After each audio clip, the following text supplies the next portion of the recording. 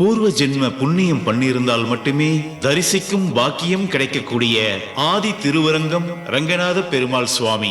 பிராப்தம் பூர்வ ஜென்ம புண்ணியம் பண்ணியிருந்தால்தான் சேவிக்க முடியும். இந்த ஆதி திருவரங்கனை வந்து தரிசிக்கிறது பிராப்தம் இருந்தால் மட்டுமே முடியும். இந்த பெருமாளை தரிசித்தால் உத்தியோக பிராப்தம் கிடைக்கும்.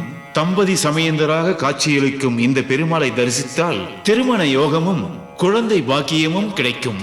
உத்தியோகம், விவாகம், புத்திர பாக்கியம், இதுதான் வாழடி வாழையாக வருவதே இதுதான். ஸ்ரீதேவி பூமாரி மனைவியோடு படுத்திருக்கார். நாபிகமிதிர பிரம்மா தோன்றி அவருக்கு வேதங்களை உபதேசம் பண்றார். ஃபேமிலியோடு இருக்கிறார். அப்ப குடும்பத்தோடு இருக்கிறார். இது போக ரங்கநாதர்.